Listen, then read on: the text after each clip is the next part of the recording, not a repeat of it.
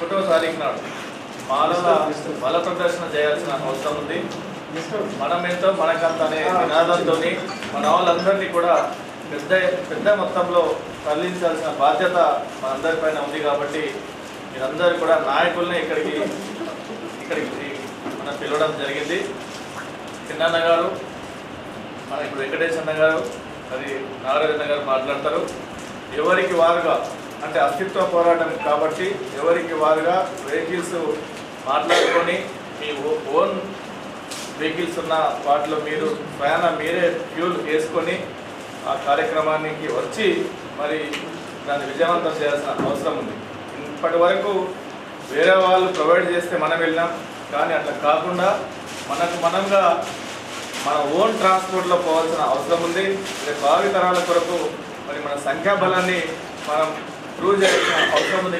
కాబట్టి మీ అందరికీ నేను ఎక్కువ మాట్లాడకుండా, సమయం చాలా అయింది కాబట్టి అలా లేట్గా రావడం వల్ల అంటే వేరే కార్యక్రమం ఉండడం వల్ల లేట్ అయింది. మరి మొదటగా మన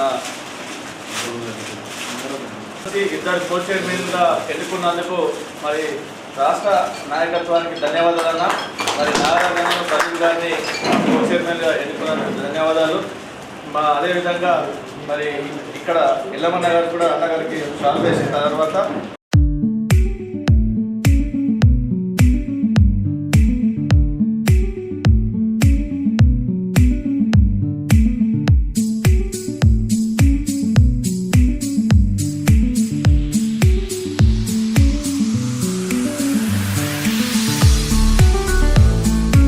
పెద్దలు చిన్న గారికి, అదేవిధంగా రాష్ట్ర పర్యటనలో భాగంగా జిల్లాకు వచ్చేటువంటి మాలమానాడు రాష్ట్ర ఎస్సీ వర్గీకరణ వ్యతిరేక పోరాట కమిటీ చైర్మన్ చెన్నై గారికి, గురుల కో చైర్మన్ అయినటువంటి గురుల వెంకటన్న గారికి, ప్రదీప్ గారికి, అదేవిధంగా జిల్లా నుంచి వివిధ మండలానికి వచ్చినటువంటి మాల సోదర నాయకులకు అందరూ జీవిస్తున్నారు.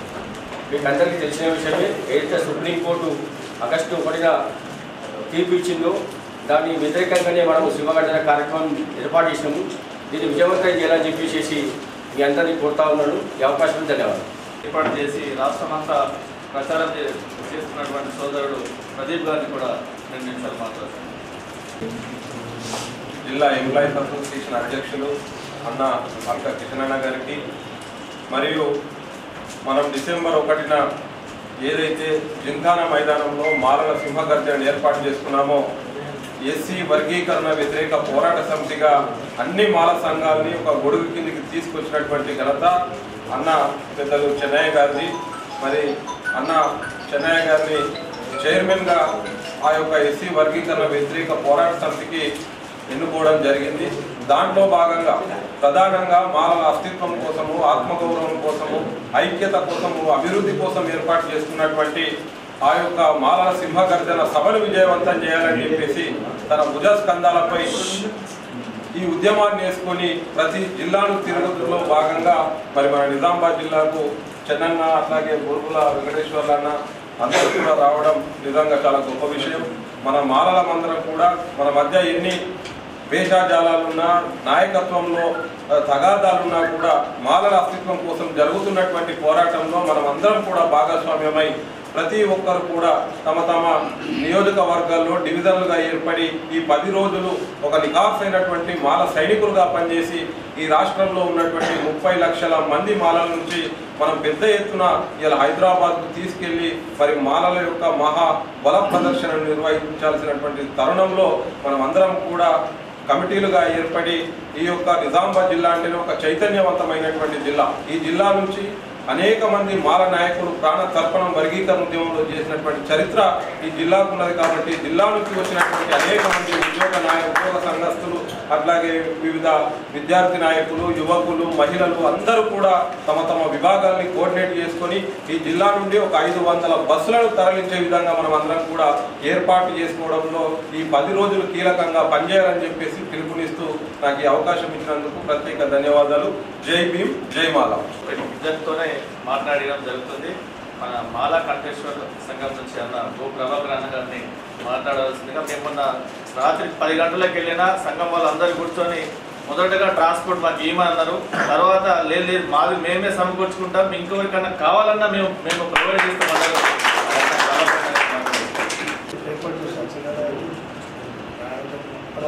ప్రతి ఒక్కరికి ఎవరు పెద్ద దయచేసి మానవ సోదరులు అంటే ఇంతకుముందు ఎవరో లీడర్స్ వాళ్ళు ఈరోజు ఎంప్లాయీస్ రిటైర్డ్ అయిన వాళ్ళు కూడా చాలా ఉంది. రిటైర్డ్ ఇలాగే మన పిల్లలను కూడా తీసుకొస్తే ఇంకా చాలా అంటే యూత్లో చాలా తక్కువ ఉంది.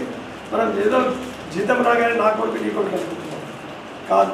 ఇప్పుడు మన స్థాయి ఎంత అవుతుందంటే మాత్రాలు దిగజారిపోతున్నాం. మన ఇప్పుడు అన్నయ్య గారు ఒక అన్న ఇప్పుడు కాదు, గత ఎన్నో ప్రభుత్వాలతో కొట్లాడుకుంటా మాట్లాడుతూ తన ఒక్కడే. తర్వాత మనం వచ్చి ఎన్నో పెట్టుకున్నాం, ఎన్నో సంఘాలు ఎన్ని సంఘాలు పెట్టుకున్నా మన కోసం. కనుక దయచేసి మీరు అందరు కలిసి ప్రతి ఇంటి నుంచి ఒక ఇద్దరం స్వయంగా అంటే రేట్లో నేను చాలా చూశాను, వాళ్ళు వీళ్ళు వస్తారు ఏదో చేస్తారు, కానీ మన మాలలో ఏదో అనుకుంటాం మనం. కానీ మన అంట్లో ఉన్నంత పట్టుదల గర్వము అది అందరికీ ఉన్నది, ఎవరికి లొంగిపోమను. దయచేసి మీరందరూ కూడా అలాగే ఉండి మనందరూ ఐక్యతని ఈ సభను ఒక్కసారి మనం తెలంగాణ చూస్తే ఇక లైఫ్లో మర్చిపోదు, భయపడాలి. అందరూ అనుకుంటారు నిజామాబాద్ చరిత్రలో మేము కాపలో పెట్టుకున్నాము, మేము షాలలో పెట్టుకున్నాము, మేము అనుకుంటా వాళ్ళు కనబడతారు, వాళ్ళు ఐక్యతగా వస్తున్నారు. మనం అందరికీ ఎక్కున్నాం కానీ మనం వస్తుంది.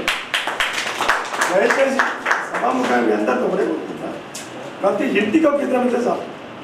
మన గర్జన ఏముంటే అయిపోతే ఈ గర్జన చరిత్రలో మర్చిపోద్దు. ఎవడన్నా మాలనే ఇవ్వాలంటే భయపడాలి. ఆ స్థాయిగా విజయవంతం చేస్తాము. మేమందరం చేయడానికి మనం అందరం సహకరించుకొని దయచేసి ఇక ముందు ఇలాంటి గర్జన చూస్తే భయపడాలి వాళ్ళు. ఆ విధంగా ఉండాలా. అలా మేము సాయశక్తులు మేము కృషి చేస్తాం. నిజామాబాద్ నుంచి నేను మా ఇటు వచ్చిన ఉద్యోగాలు మీరు అందరూ దయచేసి మనం తల తీసుకుందాం, రెండోలో పెట్టుకుందాం, తీసుకపోతాం.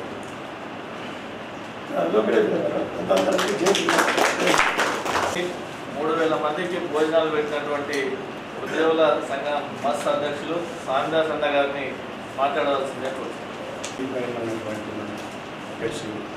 కృష్ణన్న గారు మరియు ఏదైతే 1వ తారీఖు తలపెట్టినటువంటి సమావేశం విజయవంతంలో భాగంగా మనల్ని అందరినీ కూడా జాగృతి చేయడానికి వచ్చినటువంటి రాష్ట్ర నాయకులు చిన్నన్న గారు మరియు వెంకన్న గారు, ఆరవ్ గారు, ప్రదీప్ గారు, మరి అందరినీ కూడా మా యొక్క జేబీలు మా సంఘం తరఫు మరి ఈరోజు అన్ని సంఘాలు కూడా ఏకగ్రీవంగా తీసుకొని ఒక తడిపైకి వచ్చేసి ఈ విధంగా కలవడం అనేది ఫస్ట్ టైం. ఎందుకంటే అందరికీ తెలుసు, ఇవాళ సోషల్ మీడియాలో చూస్తున్నాము, ప్రెస్లో చూస్తున్నాము, మాలలపైనటువంటి జరిగే సోషల్ మీడియా న్యూస్ ఎట్లా ఉన్నది, చాలా వ్యత్యాసంగా ఉన్నది, వ్యతిరేకంగా ఉంది. కాబట్టి ఈ రోజన్నా మనం చేయవలసినటువంటి అవసరం ఉన్నది, మనం జాగృతి కావాల్సినటువంటి అవసరం ఉన్నది. మరి దానికి కావాలంటే మనము మన యొక్క బల ప్రదర్శనని నిరూపించుకోవాల్సినటువంటి అవసరం ఉన్నది. అది ఎక్కడ మన మాల సింహగర్జన ఏదైతే హైదరాబాద్లో జరుగుతుందో దానికి మనం అందరం కూడా ప్రతి సంఘం నుంచి నిజామాబాద్లో ఉన్నటువంటి మాల సంఘాలు ఎన్నైతే ఉన్నాయో అన్ని సంఘాల నుంచి కూడా మరి పెద్ద ఎత్తున మనము మన సొంత ఖర్చుల కోసం మన సొంత ఖర్చులతో మనం వెళ్ళాలని నిర్ణయించుకోవడం జరిగింది ఇంతకుముందే. కాబట్టి అందరినీ కూడా జాగృతి చేసేసి కొందరు ఎవరైతే తెలియదు కొందరికి, ఎందుకంటే ఆల్మోస్ట్ ఇక్కడ ఉన్న వాళ్ళ సంఘాలన్నీ కూడా చదువుకున్న వాళ్ళే, మరి చదవని వాళ్ళకు కూడా మనం వాళ్ళని మరి ఇది చేసేయాలి. మీకు కూడా మనం చదువుకునే నష్టాల విషయంలో కూడా వాళ్ళకి అందరినీ తీసుకొని పెద్ద ఎత్తున మనము మాలల సింహగర్జాన్ని విజయవంతం చేయాలని కోరుకుంటూ మీ అందరు మరి ఒకసారి అన్న అశోక్ బాబు అన్న మనము 1 డిసెంబర్ నాడు మాలల సింహగర్జన ఏ విధంగా తలపెట్టినామో అదేవిధంగా మన జిల్లా ఉనికి చేపట్టడం కోసము మన జిల్లా నుంచి ప్రతి ఒక్క గల్లీ నుంచి ఎంత ఎక్కువైతే అంత ఎక్కువ సంఖ్యలో మనం తయారు చేసి మన ట్రాన్స్పోర్ట్ నుంచి మనం ఇది చేసేసుకొని అందరం ఐక్యంగా వెళ్ళి రావాలని కార్యక్రమాన్ని విజయవంతం చేయాలని ఉంటాము. జై భీమ్, జై బుద్ధ, జై భారత్. పెద్దలు మరి నాతోటి మాల అందరికీ జై భీమ్. హలో మాల చలో హైదరాబాద్ అనే ప్రోగ్రాం 1వ తారీఖు రోజు మరి జరుపుకోవడం జరుగుతుంది.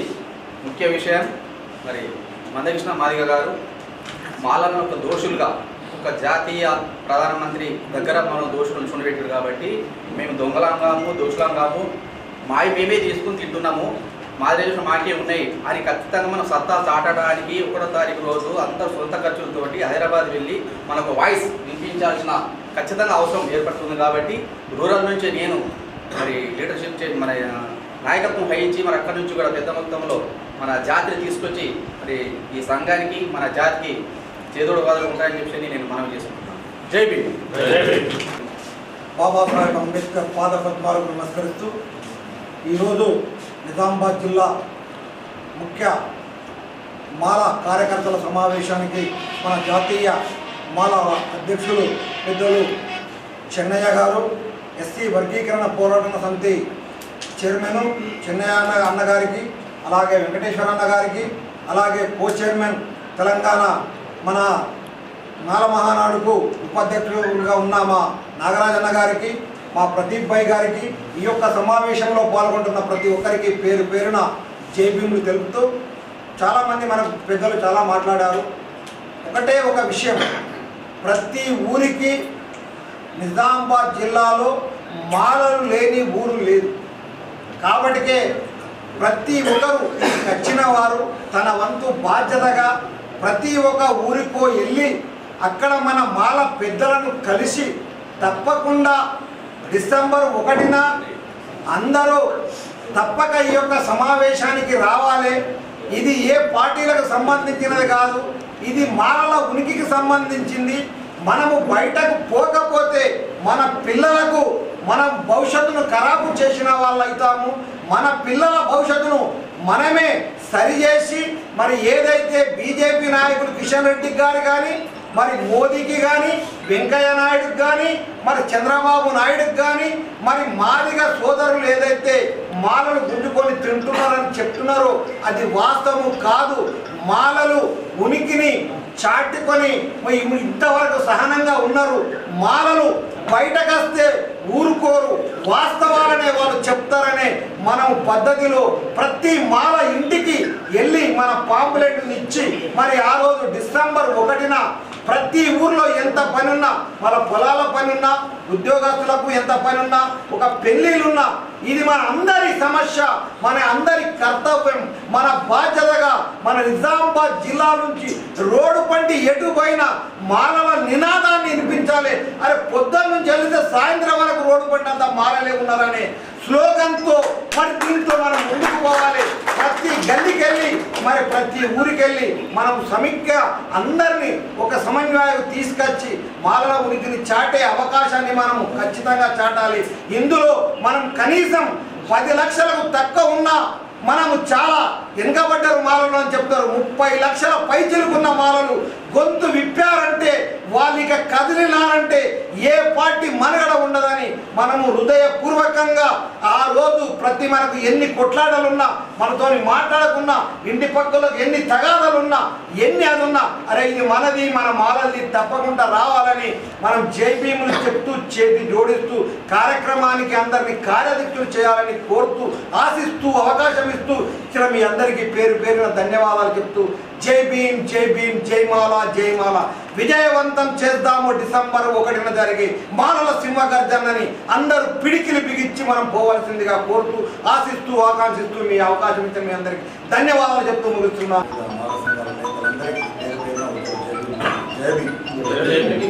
ఇవాళ వర్గీకరణ అనేది మన మెడపైన కత్తిలా వేలాడుతుంది కాబట్టి ఆగస్టు 1న ఏదైతే సుప్రీంకోర్టు జడ్జిమెంట్ వచ్చిందో అంతకు ముందు నుంచి కూడా మనం సుప్రీంకోర్టులో కేసు వేసినప్పుడు రివ్యూ పిటిషన్ల కంటే ముందు నోటీసులు వచ్చినప్పుడు కేసు వేసినప్పుడు ఆ తర్వాత నుంచి ఆగస్టు వరకు ఒక 2-3 నెలలు వరుసగా మనం కోర్టులలో కొట్లాడటమే టైం అంతా అయిపోయింది.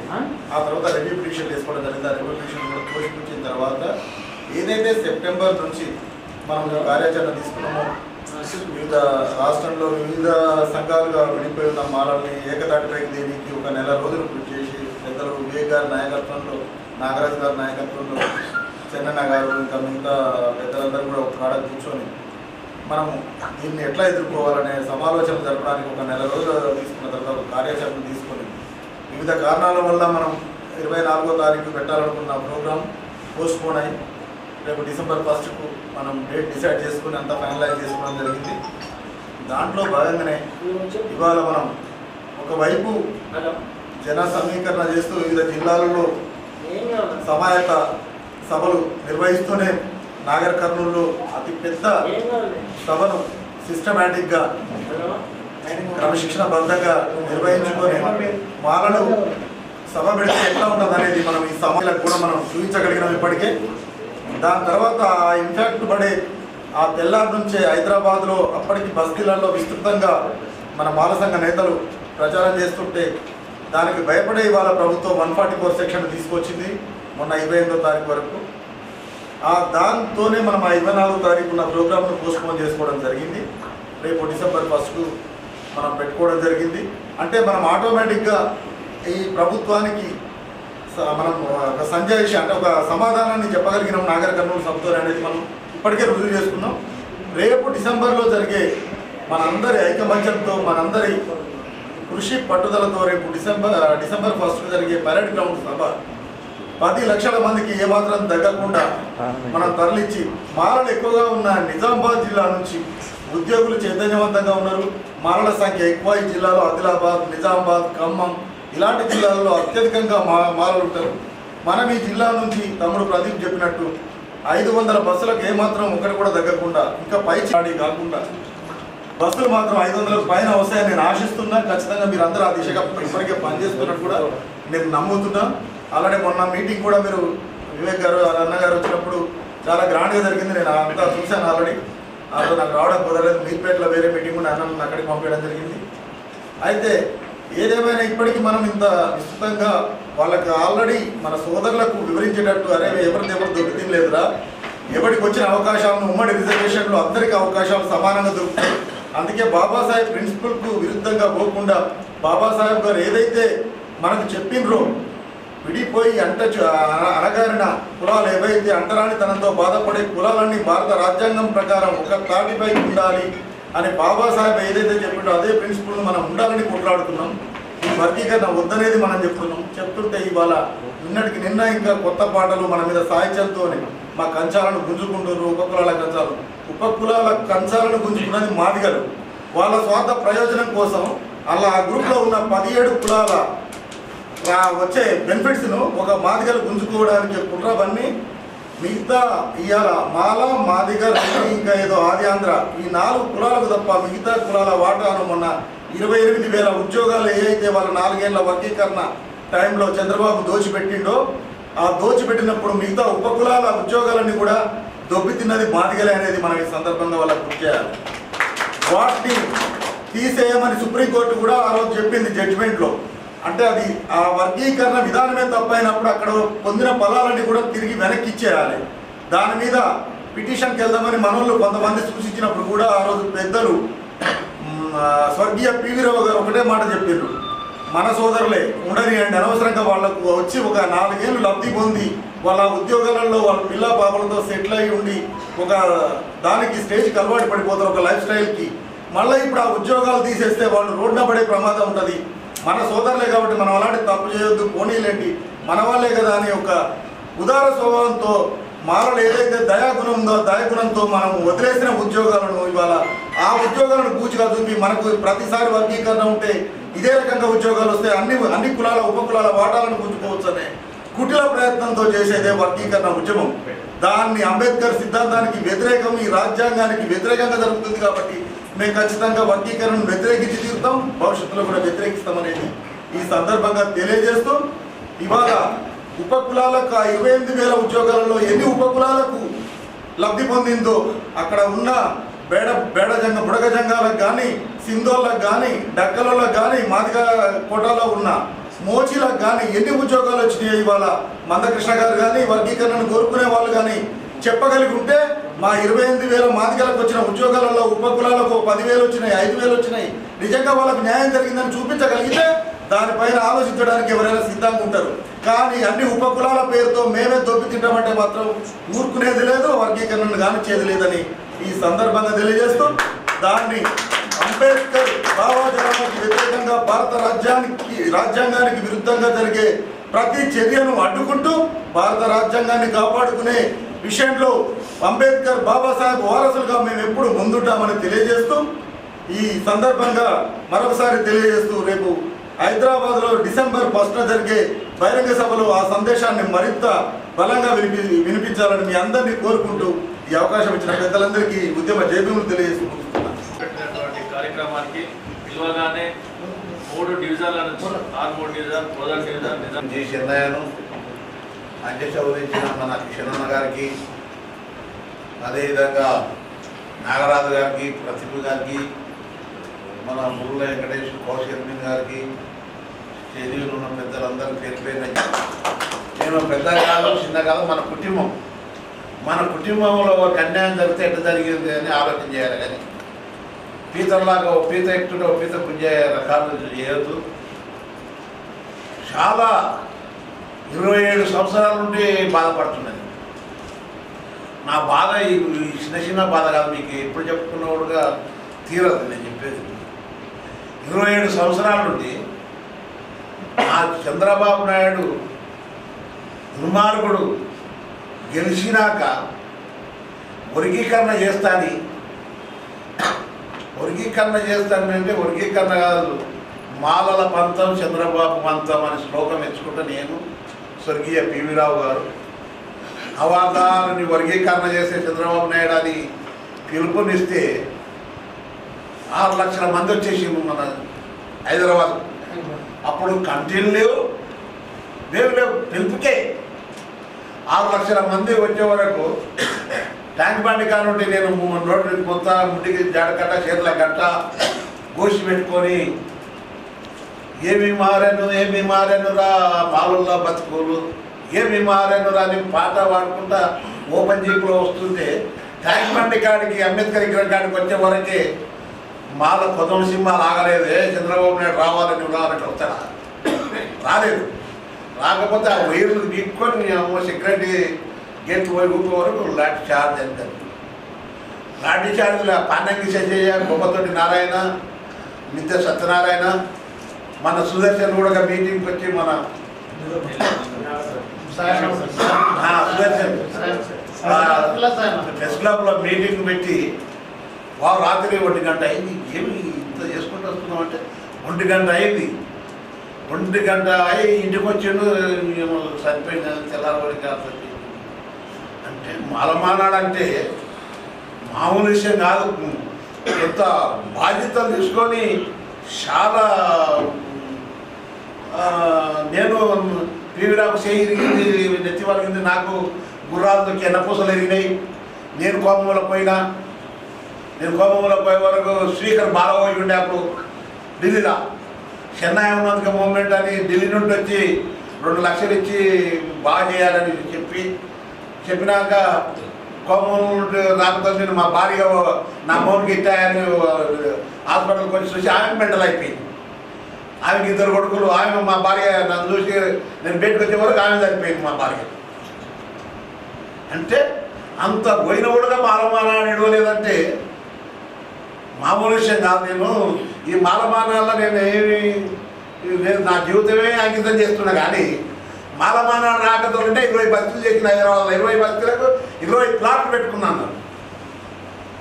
అది పెట్టుకుంటా ఇంత పేరు వచ్చిందంటే పీవీరావుకు కలెక్టర్లు, ఐపీఎస్లు అందరూ ఉన్నవాడుగా అక్కడ వెళ్ళి నన్ను నడిపించిన మూమెంట్ నివేది చేయాలని నాకన్నా లేదు. ఆ పైల్మాన్లు ఉండరు, కోటీశ్వర్లు ఉండరు. జాతి అంటే నాకంత ముఖ్యమా? కానీ నేను దానికో ప్లాట్ అమ్మి పెట్టుకుంటా వచ్చు. నేను మొత్తం 0 కాడి కొడుకు వచ్చిన ఒక నేను ఇష్టకుండా ఏమన్నా అంటే ఏం అనేది పీవీరావుతో ఏందా ఎప్పుడు వస్తుంది మన కంటే వస్తుంది అలాగే వస్తుంది అంటే ఈ రకంగా వచ్చింది. అప్పుడు కూడా లేదు, ఎంప్లాయీలు బయటికి రాలేదు. ఇప్పుడు ఎంప్లాయీలు నా కళ్ళతో చూస్తుంటా స్వాగతం కాదు, ఏ రాత్రి వరకైనా కూర్చుంటున్నారు, ఇంటున్నారు.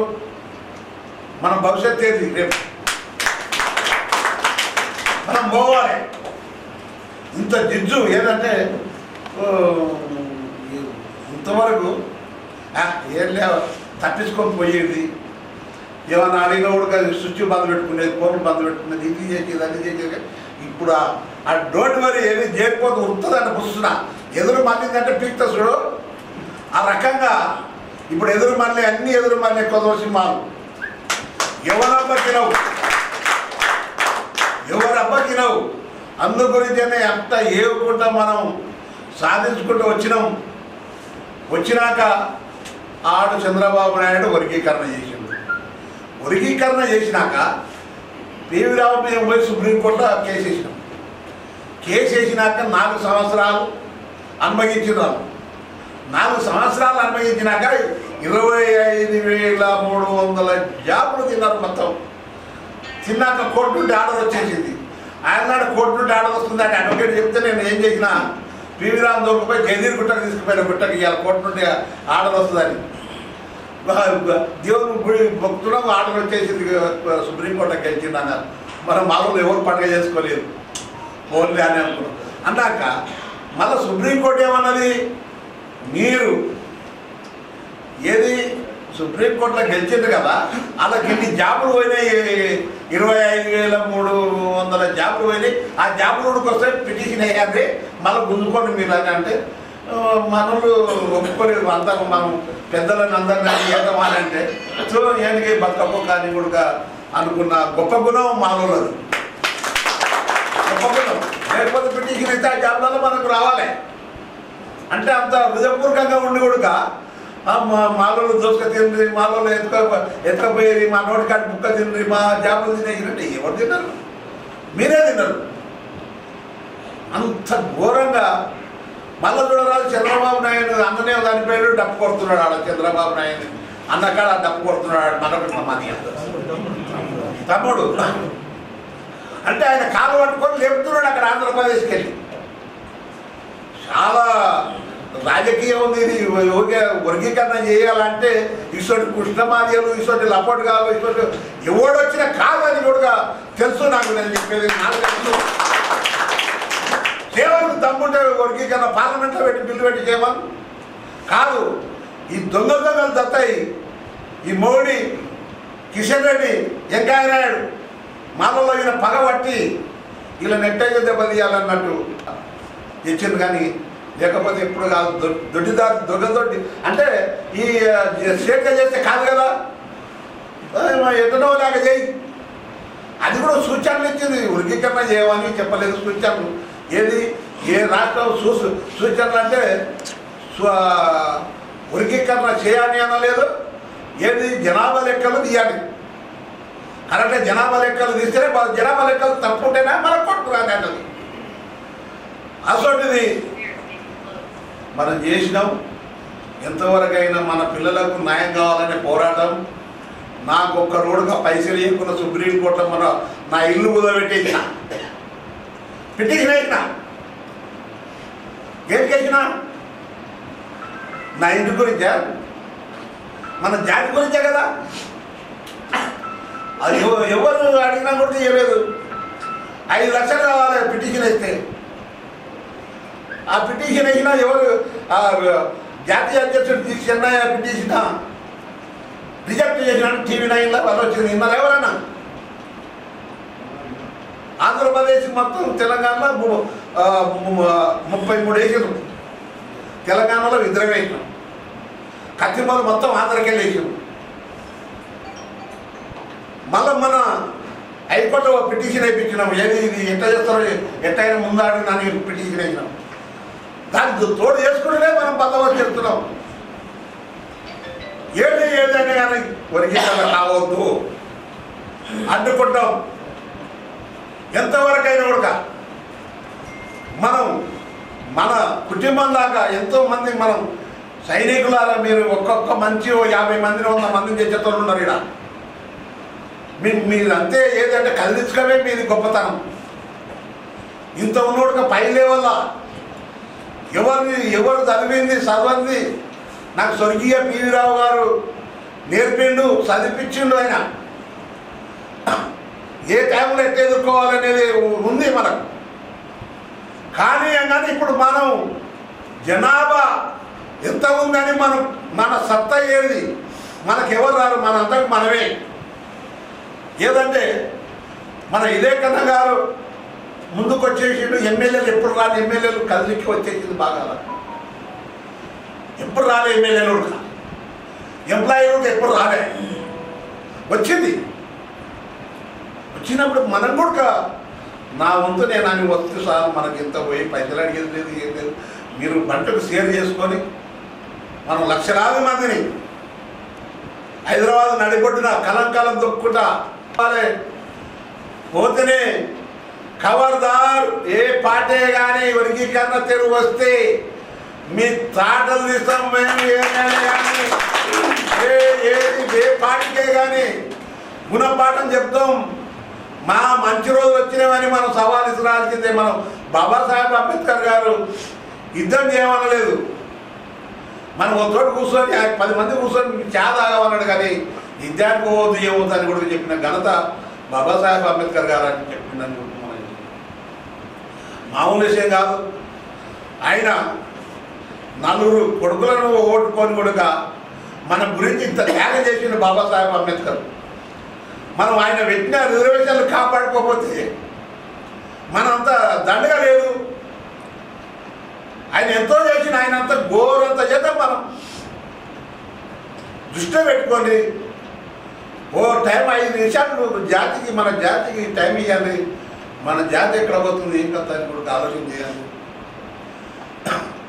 మీరు అనుకుంటారు చెన్నా ఎట్లనే ఉన్నాను, ఒక 1 గంట నిద్ర పోయిందంటే కానీ నిద్ర రాదు. నిద్ర ఎక్కడికి వెళ్ళి ఎట్లా వస్తున్నారు, ఏం కథ వస్తున్నారు. ఇది కాక మనం నడిమధ్యన సరూర్ నగర్లో పెట్టినప్పుడు ఫుల్ సక్సెస్ అయింది. అప్పుడు ఎమ్మెల్యేలు ఎవరు రాలేదు, ఇప్పుడు ఎమ్మెల్యేలు వచ్చిండ్రు, మన ఎంప్లాయీలు వచ్చిండ్రు. వాళ్ళ సపోర్ట్ ఫుల్ సపోర్ట్ ఉంది. మనం ఎక్కడైనా కూడా మనం పోవచ్చు, మన హక్కులు మనం సాధించుకున్నాం. అందు గురించనే దయచేసి రాజకీయం కాదు ఇది. నీ వస్తున్నా ఆడ వస్తున్నాయి, ఆడ 10 బస్సులు వస్తున్నాయి, 20 బస్సులు వస్తున్నాయి, ఏ వస్తున్నాయి ఆడ వస్తున్నాయి అని చెప్పొద్దు. నేను ఎన్నో చేసిన జూపోడి నేనున్నప్పుడు కూడా చూసినాం. కొంతమంది ఉంటారు, ఈ సముద్రంలో ఎన్నో చేపలు ఉన్నాయి. అన్ని మైండ్లు ఒక మైండ్ ఉన్న చేపలు కావాలి, రకరకాల మైండ్లు ఉంటాయి మన దగ్గర ఉంటాయి. అసలు కలగామని చేస్తారు. ఏదో ఒక్కరో ఇద్దరు ఉంటే సరిదిద్దుకొని పోదాం, కానీ ఎంత అయినా కూడా సరిదిద్దుకుంటూ పోదాం, ముందుకు తీసుకుపోదాం. అందు గురించనే దయచేసి ఫస్ట్ 1వ తారీఖు నాడు మనం హైదరాబాదు నడిబొడ్డుల మన జింకానా గ్రౌండ్లో లక్షలాది మందిని మనం చూపిస్తేనే మాలల సత్త ఏదో, మాలల బలం ఏదో, మాలలది విశ్వరూప సభలకు సింహగర్జనకు అన్ని రకాల సింహాలు కోల సింహాలు ఎరిగిపోయి మన పార్టీలకు గుణపాఠం చెప్పాలి.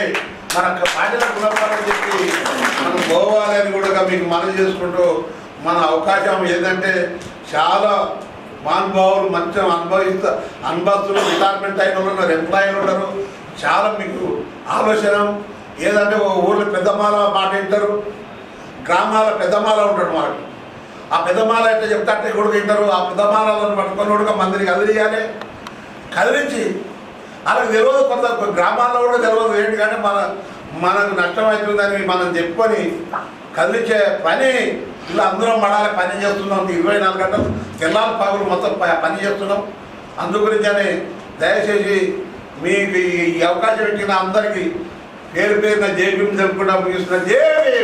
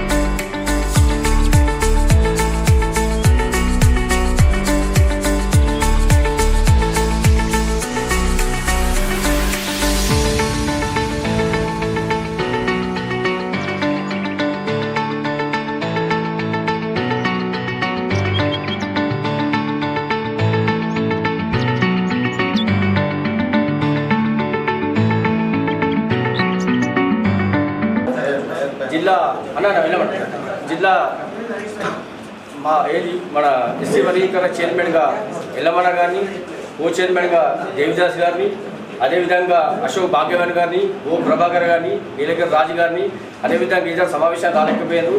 మన మోహన్ రావు గారు కొంచెం ఎత్తుపాలేక రాలేకపోయారు. పులి జయపాల్ గారు అందుబాటులో లేరు. వాళ్ళని కూడా మేము కోచైర్మన్ చేస్తూ జిల్లాలో ఉన్న అన్ని మానవ సంఘాల అధ్యక్షులని కోచైర్మన్ చేస్తాం. చైర్మన్గా వాళ్ళలో ఉన్న అన్ని డిపార్ట్మెంట్ల నుంచి ఏదైతే మాలా ఉద్యోగులు ఉన్నారో వారిని ఏకతాటిపై నడిపించడానికి కంకణం కట్టుకున్నటువంటి మన మాజీ టీజీఓ అధ్యక్షులు కిషనన్న గారు తన పదవిని కూడా పక్కా పెట్టేసేసి అవసరం వస్తే టీజీఓ అయితే జిల్లా అధ్యక్షులు దాన్ని పక్కా పెట్టేసి నేను జాతి కోసం పనిచేస్తాను మూడుగా వచ్చిండు. అన్నకు మరొకసారి ఈ పదవి దక్కిన ధన్యవాదాలు చేస్తున్నాను. జై మేయర్ భర్త మీద జరిగిన ఘనత ఏదంటే చాలా దళితుడి మీద జరిగిన దాడిని మేము తీవ్రంగా ఖండిస్తున్నాం. ఏ పైల్మానైనా ఏ రౌడీ అయినా మీరు ఏదనుకున్నా కానీ ఓ నడిపాదారణ సుత్తతోటి కొట్టుకుంటూ ఇంతమంది చూసిన ఒక్కడు ఊడక మాట్లాడలేదు ఆయన విన. ఇంత ఏడ జరగలేదు. అటువంటి దాడిని మేము తీవ్రంగా ఖండిస్తున్నాం. దాని గిట్ట మీ పోలీసు వ్యవస్థ కానీ మీరు తీవ్రంగా మీరు కేసులు పెట్టి ఎస్సీ అట్రాస్ కేసు అన్ని కేసులు పెట్టి లోపల వేయకపోతేనంటే మేము తీవ్రంగా మాలమానాడికి వెళ్ళి మేము తీవ్రంగా ఖండిస్తున్నాం. మేము మొత్తం రాష్ట్ర వ్యాప్తంగా ఇది స్టేట్ లెవెల్లో తీసుకుపోతాం. ఇది ఎందుకంటే ఒక దారుణంగా మంచికి ఏడ జరిగినా చచ్చిపోయేది. అసోటిది రౌడీజల్లాక నడి రోడ్డులా కొడుతుంటే ఒక్క రోడ్డుకి అట్లా మంచి ఎడిపియలేదు. ఆ మంచిని హాస్పిటల్ తీసుకుపోయిందని కూడా మేము మనం చేస్తున్నాం. అంత పగ ఏమున్నది? ఏమన్నా ఉంటే కూర్చొని మాట్లాడాలా, ఏదైనా ఉంటే పెద్దవంతులు చెప్పాలా, కానీ రౌడీజం గుండీజం లాగా దాడి చేసిన ఆ అసోటిని నిలదీసి మేము చాలా ఖండిస్తున్నాం. అందు గురించనే ఈ పోలీసు వ్యవస్థ ఇమ్మీడియట్గా యాక్షన్ తీసుకోవాలా, లేకపోతేనే మేము తీవ్రంగా ఖండిస్తున్నామని కూడా డిమాండ్ చేస్తున్నాం. జై భీమ్.